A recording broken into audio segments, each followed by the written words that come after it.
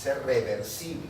Quiere decir que el paciente presenta esta anormalidad, pero si uno elimina los factores desencadenantes de esto, el paciente con encefalopatía puede volver a estar en un estado de conciencia completamente normal.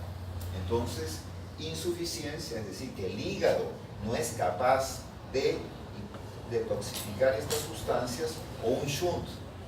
¿Qué es un shunt? Es decir, que la sangre que viene para ser metabolizada, para ser limpiada, entre comillas, por el hígado, ya no va hacia el hígado, sino se va para un costado, hace una derivación y va directamente hacia el sistema nervioso central, y ahí se produce la encefalopatía. Entonces, tenemos que la encefalopatía puede ser una cosa claro, acá es puede ser la encefalopatía evidente, es decir, que el paciente, uno se da claramente cuenta que el paciente no está lúcido en un 10% a 14% al diagnóstico de la cirrosis. En la cirrosis compensada es mayor, pero en el paciente que no tiene encefalopatía notoria puede ocurrir entre el 20 al 80%. Entonces la encefalopatía es una alteración una alteración neuropsiquiátrica que puede ser claramente notoria o puede ser algo un poquito escondido. La gran mayoría de los pacientes vienen a la consulta y uno aparentemente no se da cuenta que el paciente está confundido ni que tiene flapping, nada, que es el 20-80%, pero en los pacientes que ya están muy complicados es 10 a 14%. Y por eso es que uno tiene que fijarse y hacer exámenes para descubrir estos pacientes que están con una encefalopatía pero mínima. Porque si el paciente se descompensa, puede entrar en coma y puede morirse. Estos pacientes a veces se mueren porque tienen el conocimiento, se caen, se golpean la cabeza, y como son cirróticos, que tienen mala coagulación, hacen un hematoma y se mueren por un hematoma subdural o un traumatismo endocraniano. Entonces, son algunos aspectos para tener en consideración, que puede ser claramente evidenciables o pueden estar un poco escondidos. La encefalopatía hepática puede ser aguda, es decir, que es un paciente que no tiene una enfermedad crónica. El diagnóstico de encefalopatía hepática aguda dice menos de 8 semanas de evolución, no dice que 2 meses no es una cosa tan aguda. Pero en las enfermedades hepáticas se considera que un cuadro de menos de 8 semanas de evolución lo consideran como agudo. Y en estos pacientes, el paciente no solamente tiene este compromiso del sensorio, sino también el paciente puede tener edema cerebral, problema de coagulación, hipoglicemia severa, infecciones sobreagregadas, y es lo que se complica. El paciente que tiene encefalopatía hepática aguda es algo mucho más grave. Aproximadamente el 50% de los pacientes que hacen una encefalopatía hepática aguda fallecen. ¿Por qué? Porque el hígado tiene una función de almacenar azúcar, glucógeno, forma de glucógeno, pero el hígado está fallando, entonces no almacena azúcar, basta que esté a veces unas 6 horas, 7 horas en ayuna, se le va todo el azúcar y el paciente de repente le toman la glucosa y está en 30 de glucosa, y entonces eso produce una hipoxia cerebral y el paciente se muere. El paciente con una encefalopatía hepática aguda, el hígado está fallando y no produce factores de coagulación. Y el paciente a veces le toman su muestra de sangre y entonces le sacan su muestra de sangre y ven que le ponen su algodoncito y le ponen su curita y comienza a chorrear sangre de la pintura porque no tiene ninguna capacidad de coagulación. El edema cerebral en estos pacientes por una toxicidad puede hacer de que el paciente muera por una hipertensión endocraniana. Entonces, estos casos se pueden producir. Las causas más comunes de esta encefalopatía hepática aguda es o una hepatitis viral fulminante o en casos que hay una intoxicación por alguna sustancia hepatotóxica. La causa más común que se dice que una emergencia para un trasplante hepático es la ingesta de paracetamol. Ese paracetamol que es tan común, el paracetamol que es tan común, es metabolizado en el hígado por la enzima glutatión reductasa. Si es que un niñito se lo come como si fueran caramelos, porque a veces el paracetamol pediátrico, para que le guste, le ponen un sabor dulce. Entonces, si el chico le dejaron ahí olvidada la pastilla de paracetamol y tiene 10 o 12 tabletas, si es que consume más de 5 veces la dosis habitual, que es una tableta, toma más de 5 tabletas o 10 tabletas, eso puede llevar a una insuficiencia hepática fulminante. Entonces, y eso ha sido la causa por la cual ustedes a veces ven unos frascos que uno tiene que presionar para abrir y eso nació porque hubo epidemias en Inglaterra y Australia que se han ido alguna vez fuera en Estados Unidos y Europa, venden en los supermercados un montón de medicamentos, ¿no? Vitaminas, y venden paracetamol y vienen por 100, por 200, y uno los compran de oferta por 500 paracetamol. Entonces tiene que estar bien cerrado porque uno lo deja descuidado y puede ocurrir esto. Entonces, esta encefalopatía hepática aguda, felizmente que no es muy frecuente, las causas son más frecuentes, son hepatitis fulminante, consumo de medicamentos que son hepatotóxicos, como digo el paracetamol, a veces hay pacientes que son alérgicos a los anestésicos del tipo de alotano. El alotano es un anestésico antiguo, pero ahora hay algunos como el derivados del alotano que personas pueden ser alérgicas, y el paciente fue para operarse de una apendicitis y murió por un problema de un daño hepático agudo. Y lo más común que tenemos es la encefalopatía hepática crónica, que se ve en los pacientes cirróticos. Entonces, en el paciente cirrótico vamos a ver que de repente el paciente se descompensa. Y para ver cómo se ha descompensado, hay esta clasificación. Ahora la han arreglado un poco, pero esta clasificación me parece que está bien, que es la clasificación de Westphalen, en el cual uno puede notar los grados de encefalopatía. Entonces, en un primer momento, ese porcentaje grande de pacientes que vienen a la consulta, que no es muy notorio, lo único que uno nota es que el paciente dice, sí, pues no sé qué le pasa, no agarra sueño, no tiene ganas de dormir, toda la noche se la pasa caminando, y más bien durante el día está que se cae de sueño. Entonces hay una inversión del ciclo vigilia-sueño. Se duerme durante el día y en la noche no puede dormir. Ocurren los cirróticos cuando están en un grado de encefalopatía hepática. Otro aspecto es que de repente se les ve como eufóricos, como muy movidos, y de repente están como deprimidos. Atención disminuida, no se dan cuenta de las cosas y son irritables.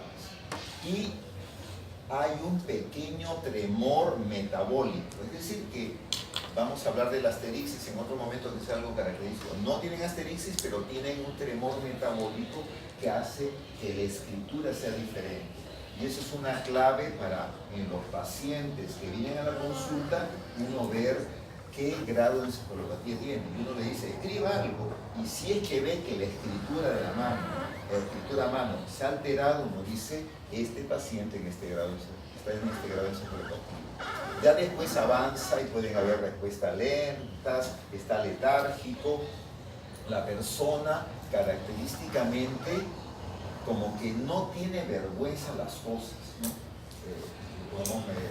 Me cuentan los pacientes, el día de ayer usted hubo una reunión y en plena sala se orinó.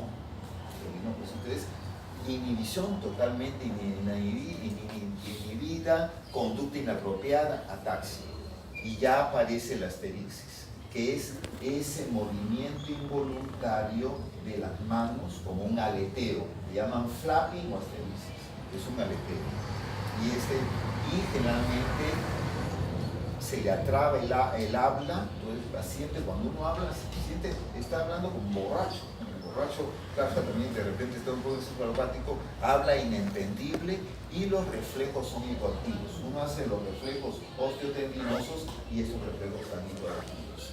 Un grado mayor, el paciente ya está en un estado de estupor, que es un estado de somnolencia, pero ya como dormido completamente, ya no hay una conducta adecuada, completamente bizarro, amnesia, paranoia, no asocia ideas. El asterixis se asocia a reflejos hiperactivos y aparece nistagmus o clonus. Eso vamos a mencionarlo rápidamente, qué cosa es lo que menciono. Y al final ya entra en un estado de coma, inconsciencia completa, que solamente responde a estímulos dolorosos. Uno le presiona el esternón y el paciente recién reacciona con movimientos de defensa. Y el paciente ya no tiene ningún tipo de conciencia de la persona, ya desaparece la asterixis, las pupilas pueden estar dilatadas y el paciente puede presentar opistótomos. Entonces, estos casos ayudan a determinar bien todo esto. Bueno, eso es un poco una clasificación ahora, la anterior, también está en castellano, pero en inglés ya se sabe. Y esto es como evaluamos. La gran mayoría de los pacientes aparentemente como que están bien, pero uno les hace estos test de praxis de percepción. Uno la escritura, ¿no? Entonces le dice que escriba, comenzó a escribir muy bien, hello dear, ¿no? How are you? Pero después ya la letra se le va para no pierder y ya cambia las características. Entonces solamente con escritura uno puede notar. A veces uno le pide a la familia, traiga algo que ha escrito cuando está normal, y ese es un factor. El otro factor que podemos ver es, uno tiene sus palitos de dientes o sus fósforos y le dice, haga una estrella. Y entonces acá vemos que la persona no anda ni la sabe. Entonces no esta persona. Y anteriormente teníamos, nos regaló un laboratorio para hacer, que había el test de conexión de números. Y entonces tenía que llegar del 1 al 25, orden obviamente, 1, 2, 3, en menos de 30 segundos. Entonces, vamos acá, la persona que hizo 23 segundos, está normal. Pero si se demora más de 30 segundos, entonces dice, no, esta persona tiene una praxia alterada, está en un estado de encefalopatía de grado. Entonces uno ya tiene que ver qué tratamiento se le da, cómo hacemos para que se normalice.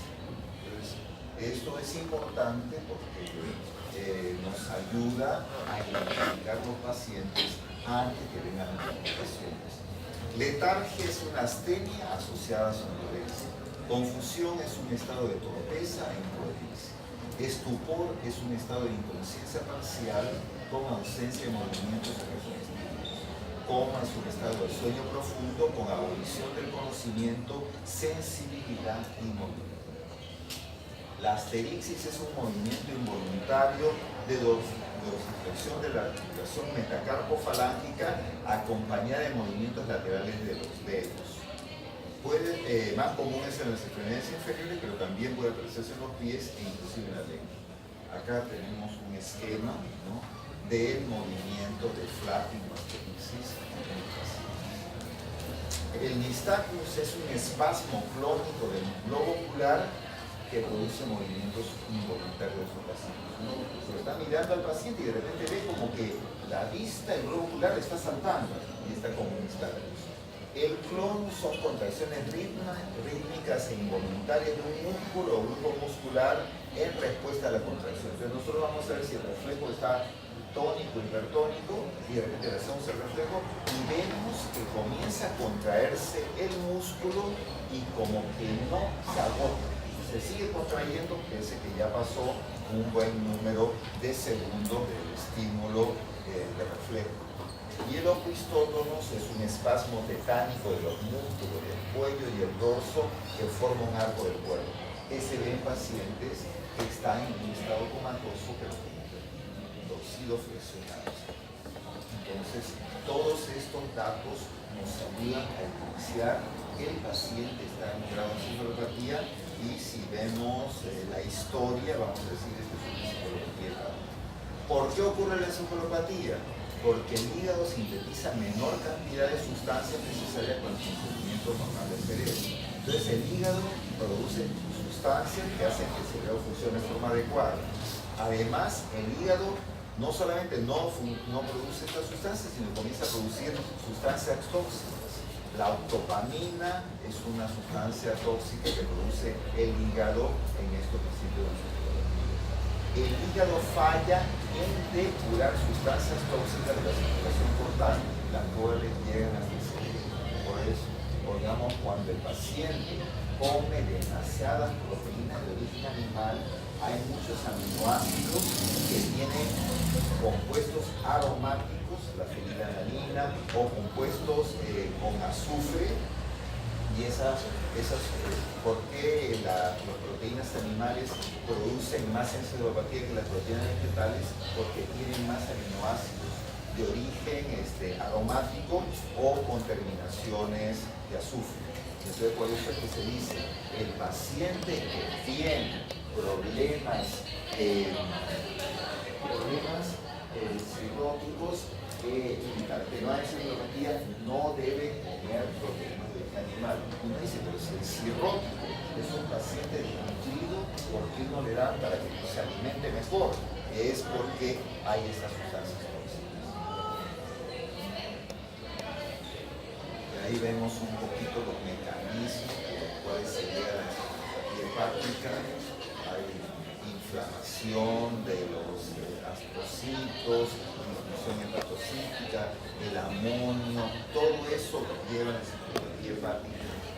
Saber que hay neurotoxinas inhibitorias. Básicamente, la encefalopatía hepática es una neuroinhibición. Entonces, el paciente tiene todas estas manifestaciones porque el sistema nervioso está inhibido, no puede controlar los movimientos involuntarios, no puede controlar las sinapsis inadecuadas. Y esto está estimulado por el ácido gamma-aminobutírico o la glicina. Cuando ven la circulación o la presencia de estas sustancias, eso va a estimular la encefalopatía hepática. Y más bien, en algunos casos dicen que el glutamato y el aspartato podrían un poco revertir. Así que a veces hay unas dietas, les dan así unos suplementos alimentarios ricos en glutamato y aspartato para tratar de solucionar eso. Pero son muy caros y claro, no ayudan momentáneamente, pero no solucionan la enfermedad de fondo. Saber que pongamos es un aspecto importante, ¿no? El receptor gamma-aminobutírico es el que produce una neuroinhibición y es el que hace que el paciente, esto está controlado, pero si es que uno ingiere benzodiazepinas o uno ingiere barbitúricos, entonces estimula este sistema y ese sistema va a hacer que la célula nerviosa no funcione, esté más inhibida. Entonces, por eso cuando un paciente, lo peor que puede ocurrir es que este paciente cirrótico que no puede dormir, toma tu pastilla para que duermas. Entonces, ya estimula esto y el paciente al día siguiente, que bien está durmiendo, ya se comienzan a preocupar porque son las 12 del día y no se despierta. Son las 3 de la tarde y no se despierta, es que entró en un coma hepático secundario al consumo de estas sustancias que estimulan la neuroinhibición. Este aspecto de encefalopatía es un aspecto complicado, es un aspecto en el cual tenemos que ver y saber que puede ocurrir la encefalopatía en problemas episódicos, entonces que ocurre de improviso. Es un paciente cirrótico y de repente entra en encefalopatía. La causa más común es por una infección. Entonces el paciente cirrótico está muy bien, pero ahora ha cambiado de clima, le vino una bronquitis, una amigdalitis, y esa infección hace que entre en un estado hipercatabólico y entre en encefalopatía. El paciente si presenta sangrado, de repente el hemorroide sangró Y ese sangrado favorece que aumente el amonio, que se absorba y eso descompensa. Sobredosis de diuréticos. Sabemos que los cirróticos muchos tienen ascitis y le dan tratamiento con furosemida para que boten ese exceso de líquido y eso puede descompensar. Alteraciones hidroelectrolíticas, estreñimiento, causas no identificadas. Y los que aparecen en forma recurrente, generalmente es, entonces no es una cosa que ocurre de improviso, sino que continuamente el paciente de neuropatía es por alteraciones hidroelectrolíticas. Son los pacientes que normalmente están tomando medicamentos para orinar, o el paciente que no controla bien la ingesta de algunas sustancias y eso produce que el sodio, el cloro y el potasio se alteren. Infecciones que es más frecuente y esas son las causas. Entonces, la mayoría de los casos, la encefalopatía se desencadena por algo. Entonces, cuando uno tiene que evaluar qué pasó, uno tiene que ver una infección cuando es algo que apareció de improviso y en el paciente recurrente que no está tomando en forma adecuada los diuréticos para la ascitis y eso está generando que el paciente entre en encefalopatía, salga de encefalopatía, entre en encefalopatía y así esté en un círculo vicioso. Eso es una cosa importante para un mejor control de los pacientes. Saber que los pacientes pueden confundirse. Entonces, el paciente en encefalopatía puede confundirse, por ejemplo, con un paciente con diabetes, que hace hipoglicemia o hace alteraciones en la diabetes. El mismo cirrótico, si además de eso es alcohólico, porque la mayoría de los cirróticos, pero un porcentaje de los cirróticos son alcohólicos. Y el hecho que se haya diagnosticado de cirrosis no significa que la persona va a dejar de tomar. El alcoholismo es una enfermedad. Entonces estas personas también toman alcohol. Entonces uno lo encuentra de repente con una alteración y no es que entre en encefalopatía, sino de repente está intoxicado por alcohol. O también ocurre, ¿no?, que la familia lo tiene encerrado y le dice, no, le tenemos encerrado en su cuarto para que no tome nada de alcohol, y cuando esta enfermedad, también si no toma pequeñas dosis, se produce un síndrome de abstinencia y el paciente se vuelve como loco. Entonces, son otros datos. Medicamentos, siempre saber si han tomado algún medicamento como las benzodiazepinas, como puede ocurrir en los pacientes, infecciones, trastornos hidroelectrolíticos y otra serie de causas que uno tiene que hacer un diagnóstico diferencial. Entonces, no todo paciente cirrótico que uno lo ve con alteración de conciencia dice, no, que está con encefalopatía o la cirrosis. Uno tiene que ver algo, un momentito, de repente el paciente también es diabético, el paciente de repente toma alcohol o ha tomado algún medicamento. Y eso nos va a ayudar a hacer un diagnóstico más adecuado. Listo, es un pequeño resumen entonces de las clases. No se han demorado tanto, todo bien, pero compactas, pero me parece que son bastante completas. Entonces con eso, de repente, la última semana, si hay tiempo, hacemos un repaso, hacemos de las preguntas y todo. Pero si no hay tiempo, ya... Pero ya viene el doctor Barrera, que también es muy bonito, tiene 4 clases. El doctor Vega, que tiene 3 clases, que también es así, me dicen que tiene el curso debe ser interesante y el examen va a ser solamente un pequeño trámite. Eso lo dejamos, ¿no?